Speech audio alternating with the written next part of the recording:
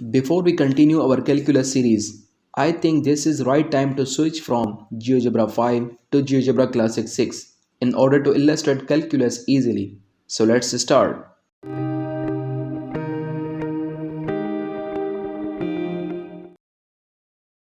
अब software install करने के लिए हम चलते हैं google.com पर, जहां मैं टाइप करता हूं GeoGebra 6. Then I enter the official website of GeoGebra. यहाँ पर बहुत सारे प्लेटफॉर्म्स अवेलेबल हैं, जिनमें से मैं सेलेक्ट करता हूँ GeoGebra Classic 6 को फॉर डाउनलोडिंग. और डाउनलोडिंग एंड इंस्टॉलेशन के बाद मैंने सॉफ्टवेयर ओपन किया है. अब हम दोनों वर्जन्स के इंटरफेस को डिफ्रेंशिएट करते हैं. तो GeoGebra 5 में मेन्यू बार हमें बिल्कुल टॉप पे नज़र आता है, जिसमें file, edit, view and options and tools available हैं. और यही मेन्यू क्लासिक 6 में यहाँ 3 हॉरिजॉन्टल लाइंस में अवेलेबल है. क्लासिक 6 में ये फुल स्क्रीन का एक ऐसा ऑप्शन अवेलेबल है जो कि क्लासिक 5 में मौजूद नहीं है. It provides more space to work out. Classic 5 में व्यू टैब में ये सारे प्लेटफॉर्म्स अवेलेबल हैं, algebra, 2D, 3D and so many things. और यही प्लेटफॉर्म्स क्लासिक 6 में यहाँ 3 हॉरिजॉन्टल लाइंस के व्यू टैब में अवेलेबल हैं. क्लासिक 5 में अलजेब्रा का पैनल यहाँ लेफ्ट पर अवेलेबल है, जबकि 6 में भी ये लेफ़्ट पर ही बाय डिफ़ॉल्ट अवेलेबल है.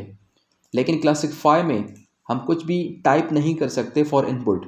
हमें टाइप करने के लिए इस इनपुट बार का यूज़ करना होता है, जो कि यहाँ बॉटम में अवेलेबल है और जिसको हम व्यू और लेआउट में जाकर टॉप पे शिफ्ट कर सकते हैं. जबकि यही इनपुट बार क्लासिक 6 में भी 3 horizontal lines then input bar यहाँ पर अवेलेबल है. लेकिन अगर मैं इसको हाइड करता हूँ तो यही इनपुट यहाँ अलजेब्रा के पैनल में बाय डिफ़ॉल्ट अवेलेबल है. और जैसे हम इनपुट को क्लिक करते हैं तो यहाँ एक सिंबल का पैनल ओपन होता है, जिसमें कुछ बेसिक सिंबल्स और इनइक्वलिटीज़ और नंबर पैड है. यहाँ पर कुछ फंक्शंस हैं, डेरिवेटिव्स और इंटीग्रल के सिंबल्स हैं. हम इन एरो कीज़ के थ्रू यहाँ पर कर्सर को मूव भी कर सकते हैं. यहाँ पर 26 English alphabets and 24 Greek alphabets in upper and lower case भी अवेलेबल हैं. और फाइनली यहाँ पर कुछ और सिंबल्स भी अवेलेबल हैं.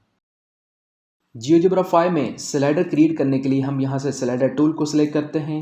देन यहाँ क्लिक करने के बाद कुछ सेटिंग्स के बाद हम जब ओके करते हैं तो वी गेट अ स्लाइडर, जिसको एनिमेट करने के लिए हम इसको राइट क्लिक करते हैं. देन एनिमेशन ऑन, और again to stop we click animation on, या फिर यहाँ से हम पॉज के बटन के थ्रू इसको कंट्रोल करते हैं.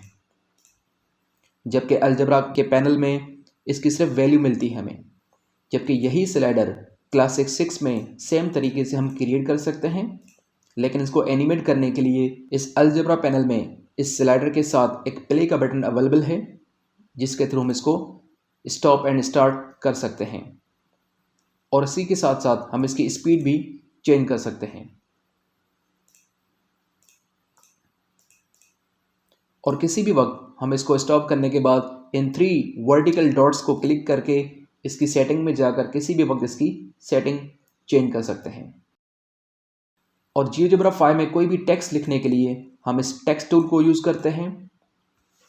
I type math. अगेन यहाँ पर सिर्फ इसकी प्रॉपर्टीज़ नज़र आती हैं, जबकि यही टेक्स्ट यहाँ इनपुट में इस प्लस के सिंबल में क्लिक करने के बाद टेक्स्ट का एक ऑप्शन अवेलेबल है और यहाँ पर हम इजीली कुछ भी टाइप कर सकते हैं. I press enter, then I click this icon to show the text on the grid. GeoGebra 5 में मैं इस इनपुट बार में एक फंक्शन टाइप करता हूँ x³ - 3x + 1. अब इस फंक्शन के रूट्स फाइंड करने के लिए I select the point tool, then I select the roots and then I click the curve. It gives me the roots, the points from where the curve is passing from x axis. इसके extreme point find करने के लिए again I select the extremum and I select the curve. It gives me the maximum and minimum point. And finally, to find the intersection of the curve with x-axis and y-axis, I select the intersect tool. Then I select the curve and y-axis. I select the curve and x-axis. Then it gives me all the points. जबकि यही function मैं classic 6 में type करता हूँ x³ - 3x and +1. अब यहाँ vertical 3 dots को click करने के बाद मैं स्पेशल पॉइंट्स को सिलेक्ट करता हूँ. It gives me all the points which I have done in class 6 in different steps. यहाँ पर मुझे 3 रूट्स नजर आते हैं, A, B and C, the points from where the curve is passing on the x axis. It gives me the extremum values D and E, where D is the maximum and E is the minimum point. It gives me the intersection of curve with y-axis 0 and 1. इसके अलावा और भी बहुत सारी चीज़ें हम class 6 में बहुत ही आसानी के साथ कर सकते हैं. I hope you find this informative. Thank you so much for watching the video. Allah Hafiz.